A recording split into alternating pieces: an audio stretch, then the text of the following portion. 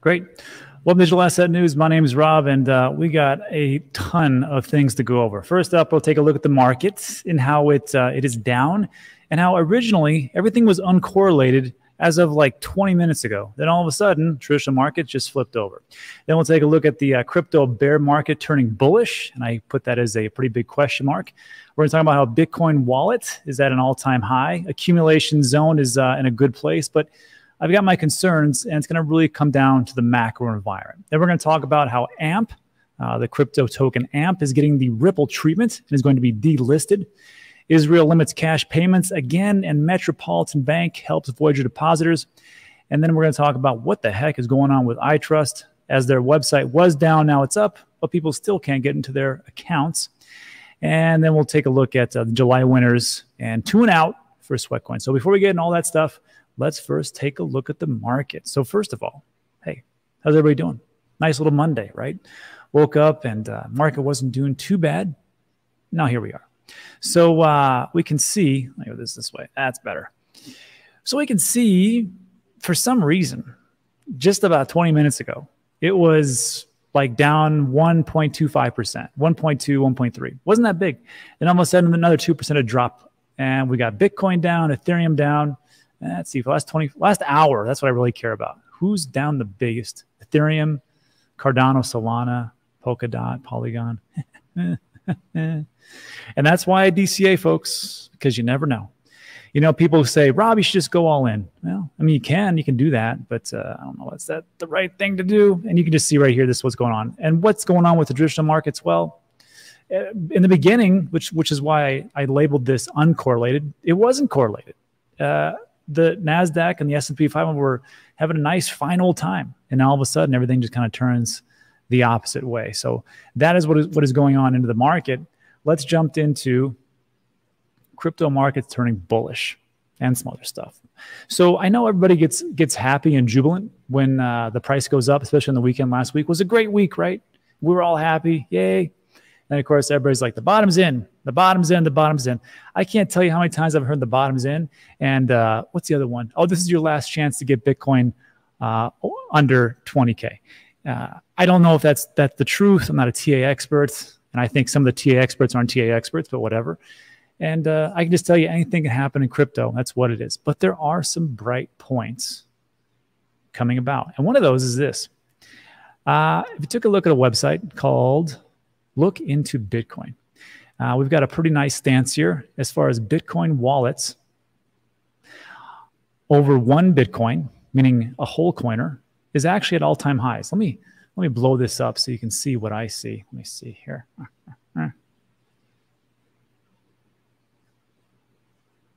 All right. I'll go right there. Great. So, okay, get out of there. So this is all Bitcoin wallets on the blockchain, on the Bitcoin blockchain, which can say these wallets hold currently more than 1 Bitcoin. And we can see that it's come up quite a bit over the last, years, July 2020, 21, 22. So roughly 2 years. We can see that as everything has kind of fallen down, there's been some investors out there who say, you know what, this is a great buying opportunity. And they did just that. Especially, you can see, not so much here, when Bitcoin was 63,000, that's not the greatest time to buy. But right around here, when I went to 36,000, 38, and of course, everybody was saying the same thing. This is the last chance to get below 40,000. This is the last chance to get before 50,000. Sure, pal, whatever. And then you're going to see it come here. And then as we dropped off a cliff from 37,000 all the way down to 28.8, that's when people are like, you know what? I don't know where things are going. But if this is if this is a difference between expensive and non-expensive, I think this is inexpensive. And of course, it went down even more. But as it went down, look at what people do.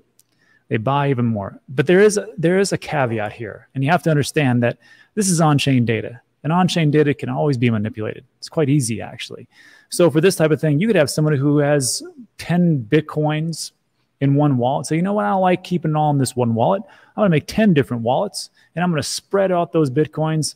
Now, 1 Bitcoin in every single wallet, and that's going to increase this. Does it happen all the time? I have no idea. I personally keep mine in a couple different ledgers.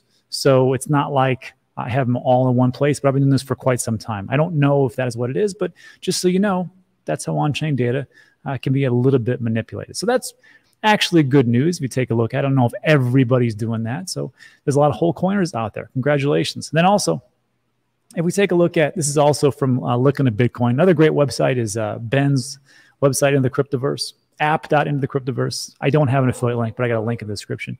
It's really good. But this one, same type of stuff. Look into Bitcoin.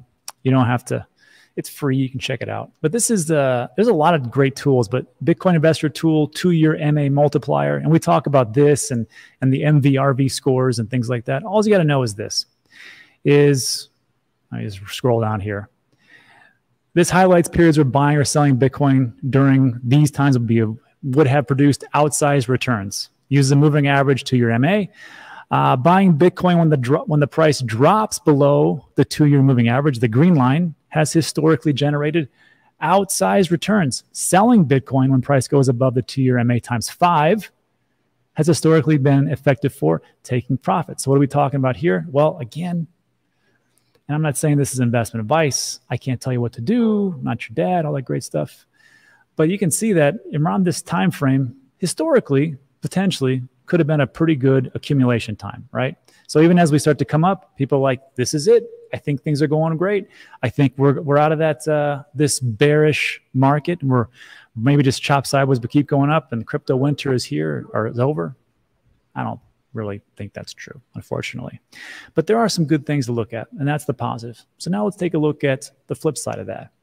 So we know that the Fed is here to squash inflation, right? And they've done their best. I mean, look, 75 basis points, 2 months in a row. Now they're going to take a month off, come back in August. Hopefully it all works out.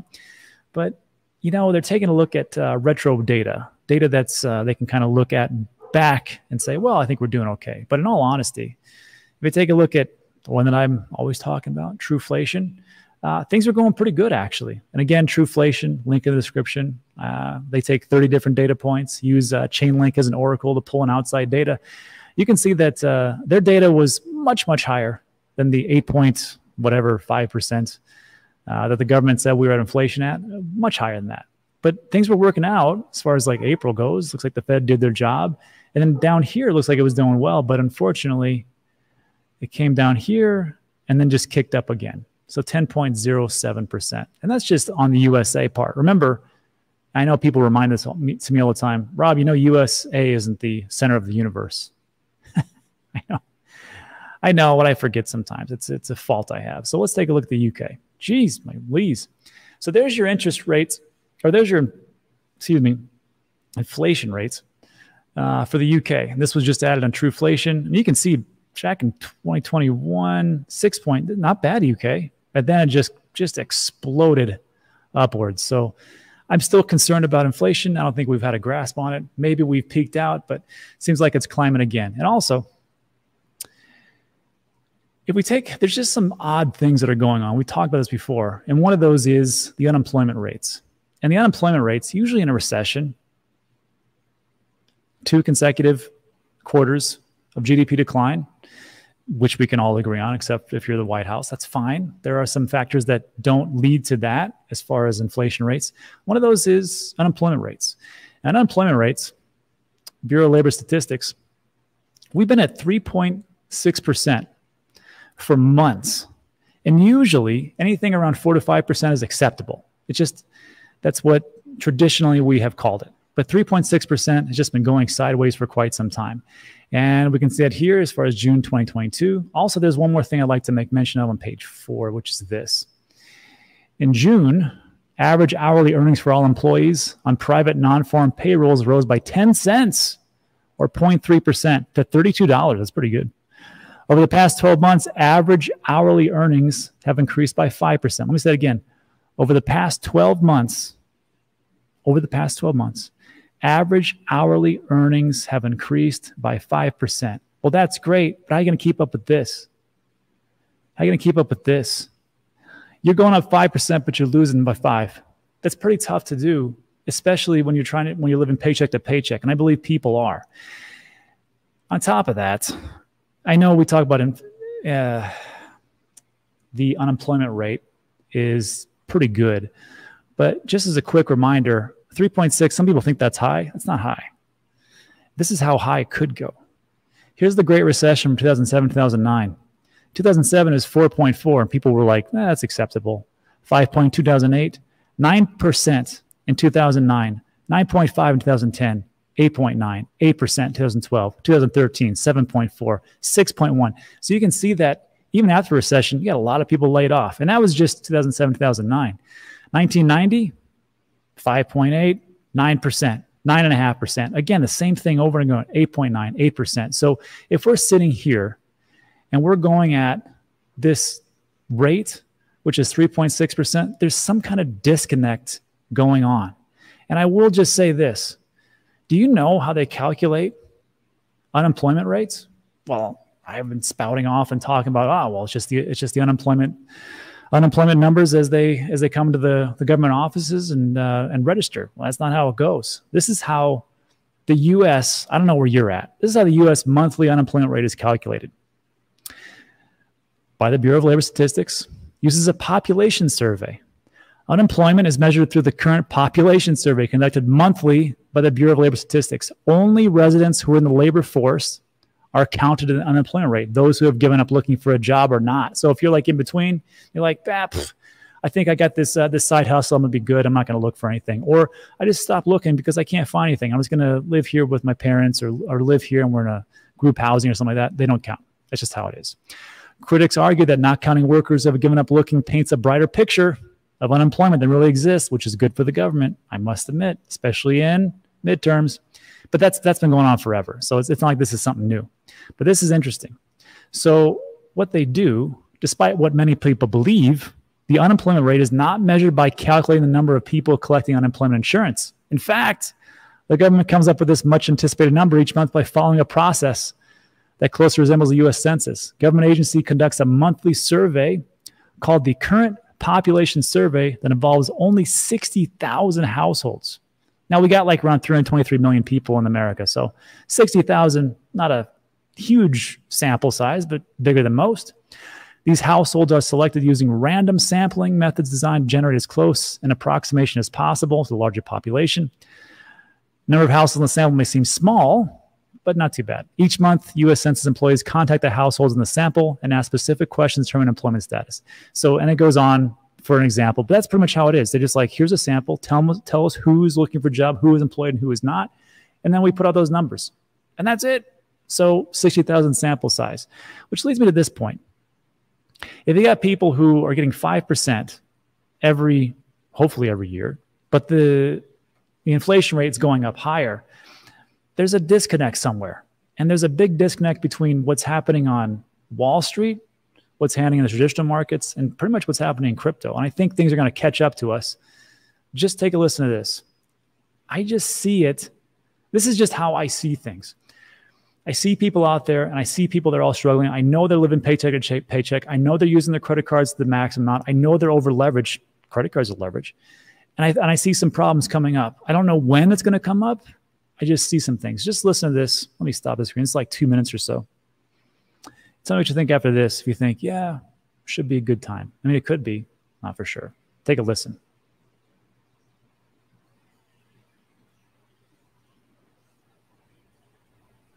For Jamie Rickliffs, it has become a twice-a-week ritual, selling her plasma. Originally, the plasma was just like a safety net, and now it's becoming more of a necessity. Her family's two-income household is struggling to keep up with runaway inflation, and they're far from alone. 2/3 of Americans are blowing through their savings because of sky-high prices. We should be middle class, and we should have a nice savings, but everything's going up. Workers' wages have increased, but not at the same pace as historic levels of inflation. New numbers today show a key gauge for prices we pay up 6.8% year over year, the steepest spike since 1982. What's the bottom line from this week? Buckle up and get ready. Melissa Bradley is a venture capitalist and says small businesses have witnessed recession warning signs for months. We see it every day in our receipts, and we need to really figure out how to make some changes. Markets, meanwhile, rose for the week, the Dow up nearly 1,000 points. buoyed today by oil giants Exxon and Chevron, reporting record second quarter profits, thanks in part to what have been record high gas prices. Consumers now finding some relief in falling gas prices, down 76 cents a gallon from their peak, and job security. Nationwide, the unemployment rate sits at near 50-year lows. In Marion County, Iowa, it's practically non-existent. Do you feel like you're at risk of being out of work if we move into a recession? At the moment, no, just because there's such a high demand and we've already got so many orders already in. Americans navigating a dizzying economy. The demand for labor high, but prices even higher. For the news, I'm Emily Ikeda. And there's the thing. It's just, there's a little bit of a disconnect. Remember, there's a difference between the economy, what's happening in the economy, and what's happening on Wall Street, TradFi, and even crypto. So let me know what you think about that in the comment section. I just see that it seems like sometimes it's a slow moving train. And then when it gets here, then there's just a little bit more chaos. But it could just be me being a little bit more bearish. Who knows? Anyhow, let me know what you think about that in the comment section. Let's move on to our next piece. AMP gets the Ripple treatment. This is a bummer. I'm not going to spend much time on it, but this is what's happened. This just came out 10 minutes ago, 20 minutes ago. This is Binance.us update on AMP. And it just says, out of an abundance of caution, we've decided to delist the AMP token from Binance US effective August 15th. And it talks about regulatory clarity. US supports responsible regulation, blah, blah, blah, blah, blah. And what this really comes from is when the SEC clamped down on the insider trading with Coinbase, they listed, how many was it? 7 or 9 different cryptos that they said were securities. And AMP was one of those. So it's the same thing that happened with XRP. As they came after Ripple, they said this is a security. And that's why that court case is going to be so darn big on top of the Voyager and the Celsius case. So this isn't investment advice, but if it was me and you were taking a look at your AMP holdings, might be a good opportunity to take a real hard look at where you think that coin is going. And again, it's just in America. So America is not the center of the universe. However, it seems like there is a ripple effect, pun intended. Anyhow, let me know in the comments, and let's move on to, oh yeah, this one is strange. Not that strange if you see things going on. Israel is one of the countries, among others, that's going to ban cash payments over $4,400 on Monday. Is that today? Yeah, it is today. Shoot. So beginning August 1st, Israel, and they're not the first, not the last, will ban cash for personal transactions over $4,400 and business transaction over $1,760. Why is that such a problem? Well, if you transacted in cash, you know how great it can be. It's kind of a hassle. But if you want to, not report everything, cash is king. The country will impose fines between 15 and 30% of the relevant transaction value on those who violate the law. The law is meant to fight financial crime by promoting the use of digital payments, which are easier to monitor. These amounts represent a reduction from transaction limits that Israel previously set in 2019. At that time, transactions were limited to 11,000 shekels or $3,200, and personal transactions were limited to 50,000, which is 14. Well, I can kind of see that 14,660. Wow, I mean, it's up to you. So that is what's going on in the world as far as like cash. Let me know what you think about that. I think that's just the start of it. And I'm not a big conspiracy theorist, but it is what it is. So that's all we have. And then also to finish up this part, this was put into the courts. This is for the Voyager case, the Voyager bankruptcy case, which is going on right now. Metropolitan Commercial Bank put in a filing with the Southern District of New York.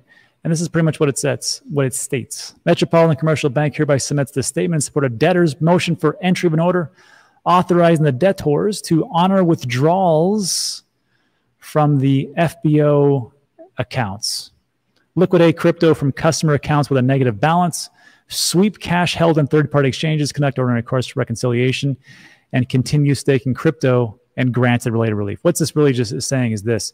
They're going to try to allow the people like us, which have USD dollars in the Voyager account, which Voyager opened up for us That is the for us, essentially.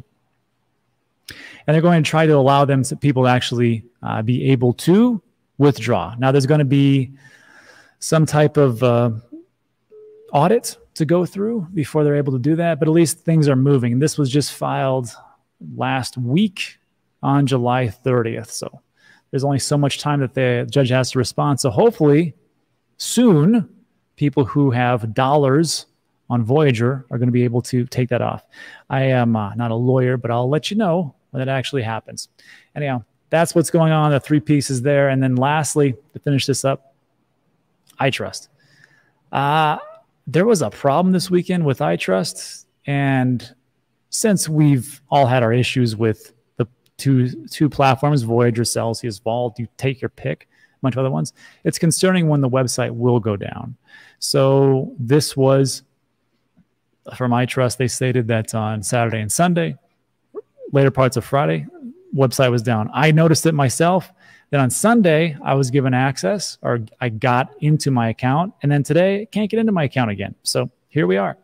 So what happened? This is what we got. So on Friday, iTrust Capital experienced a network incident that disrupted our DNS hosting service and took our website down.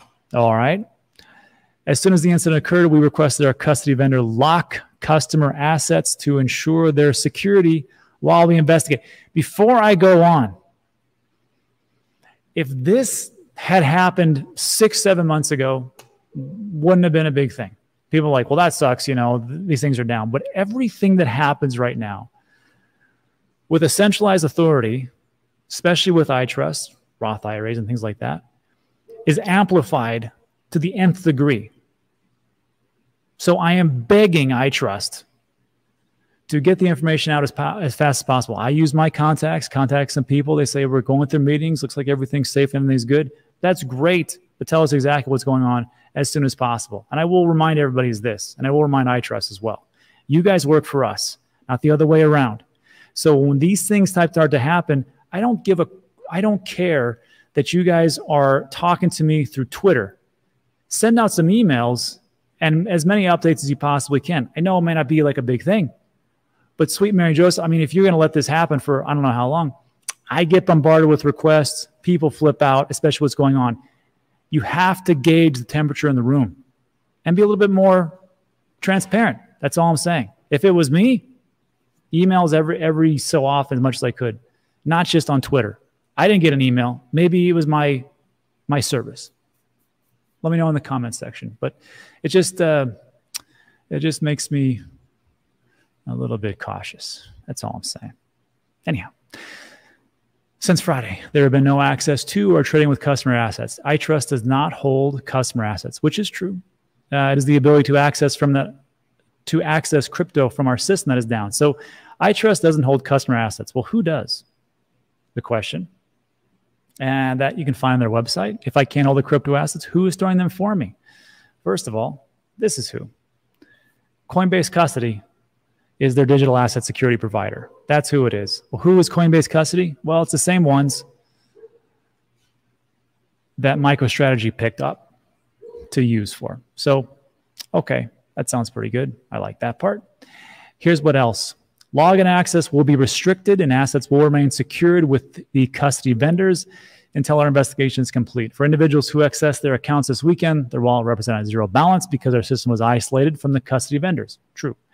Additionally, there are reports of fraudulent phishing activity regarding client iTrust accounts. iTrust is not currently contacting clients by phone, email, or otherwise asking for credentials. So that's a big thing. So just make sure that you understand that everything is a scam until proven otherwise. No one is asking for your credentials. And if they are probably scammers. But again, I got to tell you, again, 5-6 months ago, wouldn't be a big thing. I would just try to shore that up, iTrust, and try to move that way. Anyhow, let me know what you think about that in the comments section. And then lastly, just for everybody, winners, the wieners for Sweatcoin. So congratulations to all the winners for this month. You get 50 Sweatcoin. I just sent them all out. Let me know if you didn't get them. Chi Sheng Sang, which crushed everybody in steps. That's a lot of steps. I don't know what that breaks down to per day, like 20,000, 25,000. 24,000 a day. That's a lot of steps. Michael Pearson, Trey Jordan, Vader Lord, nice. Rishi, Andy, J Webb, Theodore, Jägermeister, and Lance Turner. And of course, I put this out on my Twitter account, and some other people already contacted me and said, hey, I got more steps than that. You're just not following me. I've already paid out. So I usually just pay out a little bit more as far as sweat coins, but that's it. That's what's going on for the news. Congratulations. And also, let me say this, that if you've won twice for the sweat coin challenge, it's a 2 and out. So Xing Sang, you are unfortunately retired now from this competition, because I don't think I'm going to beat you at 747,000. You must have a heck of a job, and that'll just free up other people to move in there and try to win. So that's it. That's what's going on. So look, that takes care of today's news. If you got to take off, get out of here. I just want to say thanks for sticking with me. Hit the like button on your way out.